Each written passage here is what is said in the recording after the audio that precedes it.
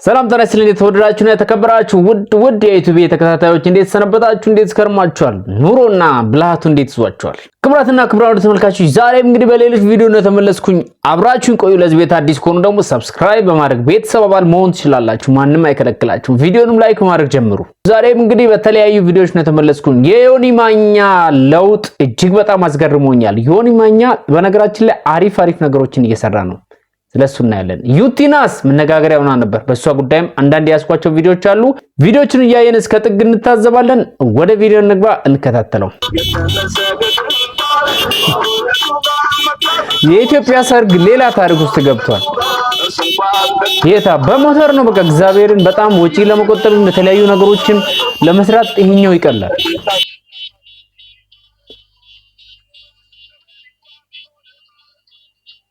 በቃ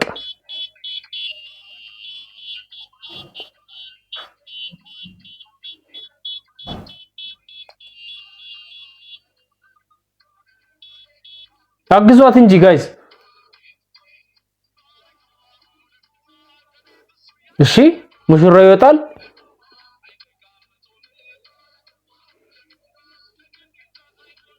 ሚዚዮስ አዎ ሚዚዮም አለ።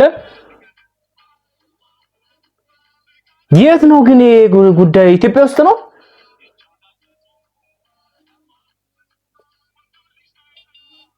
በቃ እዚህ የሚያጅብ ሞተር አለ። ሌላኛው አለቀ ደቀቀ። በቃ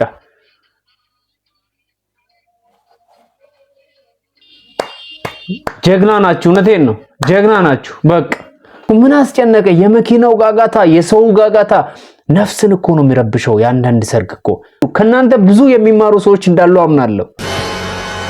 The Bluetooth device is connected successfully. እጁ ምንድነው የሚሰራው?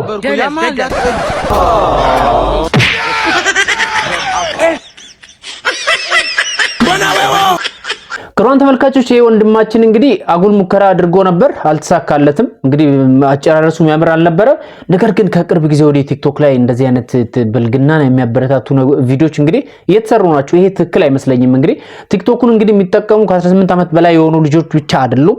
የተለያዩ ህፃናትም ቤተሰብ ዝም ብሎ ስልክ ሰጥቷቸው ሄደው የሚጠቀሙ አሉና ለነሱ አትሊስት ብታስቡ ጥሩ ይመስለኛል። አንቺ ወራዳ መሳሳሙ እንደቀጠለ ነው ይላል። ዞር ቤት ትንሽ ዞር ቤት ትንሽ። እንግዲህ ወዳጃችን እንደዚህ አይነት ቪዲዮ ነው የሚሰራውና ካንቺ በትክክል ከማያውቃት ሴት ጋር ተገናኝቶ በዚህ ደረጃ ይሳሳማሉ ብዬ እኔ ማሰብ አልችልም። ይከብደኛል።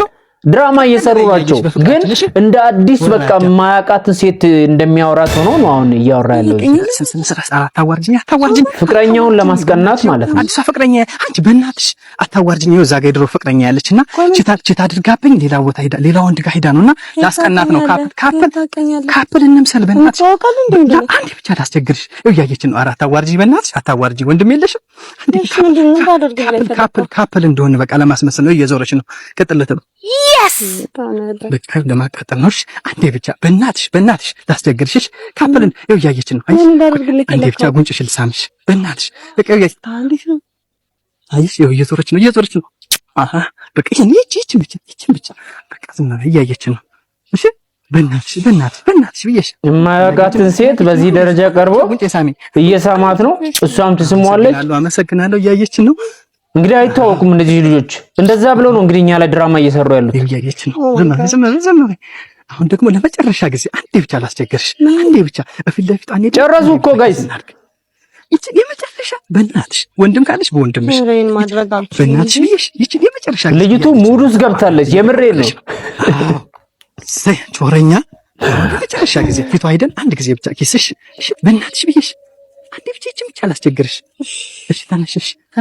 አንዴ ብቻ ፊት ለፊቷ እንሄድና ኪስ እናደርጋለን። እስከዛ ስልክሽን ስጥ፣ ሌላ ቀን እንድናስቀና። እሷ ጋር ኪስ እናደርጋለን። ምንድነው እያደረጉ ያሉት እነዚህ ልጆች? ደግሞ ይቀጥላል ይላል እንዴ። አሁን የምር ግን እቺ ልጅ ቤተሰብ የላትም።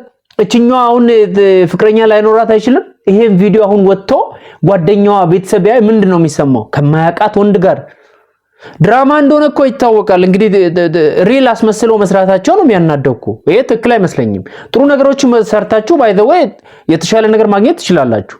ክብራትና ክብራን ተመልካቾች ዮኒ ማኛ አልተቻለም። እንግዲህ ከሰሞኑን ሶሻል ሚዲያ ላይ ዮኒ ማኛ እንግዲህ በጣም ተቀይሯል። እንግዲህ የሚሰራቸው ስራዎች ጥሩ የሚባሉ ናቸው። አልተቻለም። በፊት የተለያዩ አላስፈላጊ የሆኑ ነገሮችን ድርጊቶችን እንግዲህ በማድረግ ይታወቃል። አሁን ግን የሆነ የለውጥ ጎዳና ላይ እንዳለ ነው የሚሰማኝ። ይሄን ቪዲዮ እዩት እስቲ። ሰላም ሰላም ሰላም። ካሜራ ለሚያበዙ ፍቅረኛሞች እንግዲህ ምክር ይዞ ነው የመጣው። የሆነ ማይኛ ክብሩ ይስፋ እናትና የልጁ ዛሬ የሆነች ነገር ልበል። ምክንያቱም አንዳንድ ሰዎች ሶሻል ሚዲያ ላይ መጡና ፍቅር ያዘን ብለው ፖስት ያደርጋሉ ብዙ ነገር ፍቅረኞች ነን እያሉ ባለትዳር ነን እያሉ ብዙ ነገር ፖስት ያደርጋሉ። ፖስት ማድረጉ መልካም ነው፣ ጥሩ ነው፣ ጥሩ ነገር አለ። ግን ማስመሰሉ ነው የሚያስጠላው። ምክንያቱም የካሜራና የካሜራ ፍቅርና እውነተኛ ፍቅር በጣም ይለያያል። ሰዎች ማስተዋል ያለባችሁ የማይኖሩትን ህይወት አምጥተው በየጊዜው ይውልን የሚሏችሁ ሰዎች ውስጣቸው ደስተኛ አይደለም። አብዛኞቻቸውን በምታዩን ነገር ወይኔ እነንትና እኮ በጣም ይዋደዱ ነበር፣ ሶሻል ሚዲያ ላይ እንዲያደርጉ ነበር፣ ወይኔ ስናያቸው ደስ የሚሉ ካፕሎች ናቸው። ኢትስ ኦል አ ላይ። ምክንያቱም ፍቅር ለብቻው የሚሰራ ነገር ነው። ፍቅር ብዙ የሚታይ አይደለም። እንግዲህ እግዚአብሔር ፍቅር ነው፣ ማንም ያየ እግዚአብሔር ፍቅር ያየ ፍቅርን በብዛት ሶሻል ሚዲያ ላይ ኮንቴንት ስለሰሩበት ተፋቀሩ ማለት አይደለም ሰዎች። እና በብዛት በኮንቴንት ተዋደዋል፣ ተፋቅረዋል። ወይኔ እሷ ትለያለች፣ እሱ እኮ እንደዚህ ነው ለሷ ምናምን የሚባሉ ሰዎች ምንድን ነው ያልተደሰቱትን ህይወት ሌሎችን ለማስቀናት እንዲህ ነው ለማስባል ያሉና ራሳቸው መጨረሻ ላይ ሲዋረዱበት አይተናል። አሁንም የምላችሁ ምንድን ነው ፍቅራችሁን በራሳችሁ አድርጉት። ፍቅር በሁለት ሰዎች መካከል ተግባብተው የሚኖሩበት ላይፍ እንጂ ሶሻል ሚዲያ ላይ መጥተው የሚበጠረቁበት አይደለም። ምክንያቱም ፊት ይሁኝ ማለት ኋላ ደብቁኝ ያመጣል። አብዛኛው ካፕል ነን ብላችሁ እዚህ ጨርር ለምትበትኑ ለምትበጠረቁ የውሸት ህይወት እንዳላችሁ ማረጋገጫ ነው። ከዚህ በፊት የሚያየናቸው ነገር ነበር። ናቲ የሚባል የሚታወቅ ሶሻል ሚዲያ ላይ ኢንስታግራም ላይ ዩቲዩብ ላይ ምናምን የሚመጣ ከቺኩ ጋር የሀገር ነው ያለሱ መኖር አልችልም፣ በዚህ ወጥቶ በዚህ ገብቶ ጥል ነበር። አፈር ቀድሜ ነው የገቡት። ጥላ ሄዳ ሌላ ቦታ ሌላ አግብታ ወልዳኔ ኖረችው። ሌሎችም አሁን በቅርብ የሆኑ ካፕሎች መጥተው ነበር ያለ እነሱ በቃ ፍቅር እንደነሱ ካልሆነ ተብሎ ሶሻል ሚዲያ ላይ ያብዳሉ። ገደል ገብተዋል። ሌሎችንም ብዙ ላመጣላችሁ እችላለሁ።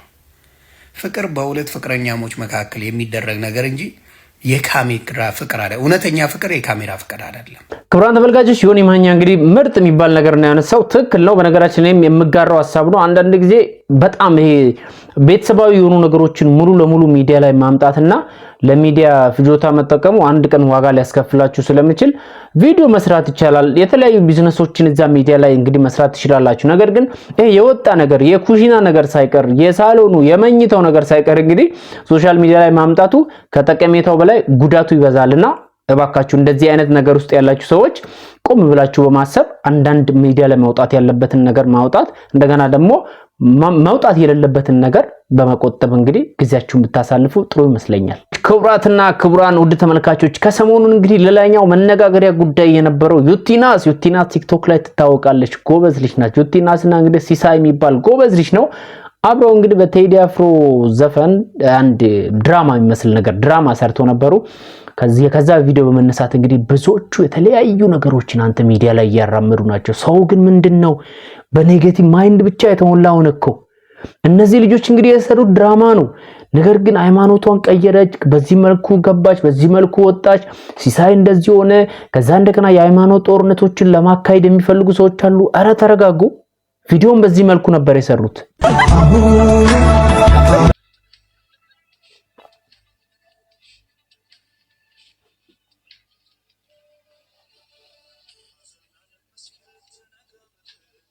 ልጁ ጎበዝ ነው፣ ዩቲም ጎበዝ ናት። እንግዲህ በጣም ሆኖ ነው የሰሩትና ይሄም ነው ጫጫታ አይነት ሰው ይመስለኛል። በጣም ጎበዝ ናቸው።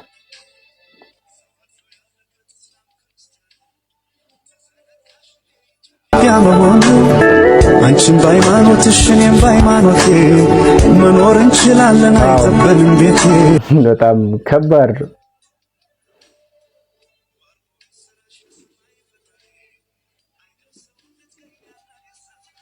ክብራትና ክብራን ወደ ተመልካቾች ከዚህ በመነሳት ነው እንግዲህ ዩቲ ሃይማኖት ቀየረች እንደዚህ ሆናለች ሲሳይ እንደዚህ ገባ እንደዚህ ወጣ የሚሉ ወሬዎች የተስፋፉትና ልጆቹ በነገራችን ላይ እንግዲህ ሁለቱም ጎበዝ ናቸው የሰሩት ድራማ ቢሆንም በቃ እዛ ሆኖ ነው የተወኑትና አንደኛ ነገር ሲሳይ ክርስቲያን ነበረው ሙስሊም ሆኖ ነው እዚህ ገጸ ባህሪ የተጫወተው ዩቲ ደግሞ ሙስሊም ሆና እንግዲህ ክርስቲያን ገጸ ባህሪ ነው የተጫወተችው ይሄም ነው መነጋገሪያ ኢሹ እንዲሆን የተደረገው ይመስለኛል ልጆቹን በርግጥ እቺ መነጋገሪያ ጉዳይ ለመሆን ፈልገዋል ብዬ ነው ማምነው ምክንያቱም ቪውም እንዲበዛ ስራቸውም እንድታይ እንግዲህ የመረጡበት መንገድም ሊሆን ይችላል ዞሮ ግን መማር ያለብን ነገር ተዋደን ተቻችለን መኖር እንዳለብን እንግዲህ የሚያሳይ ቪዲዮ ነው ጥሩ የሚባል ነው ትምህርታዊ የሆነ ነገር ነው ይሄ ወደ ትምህርት ቀይረን ብንወስደው ይሻላል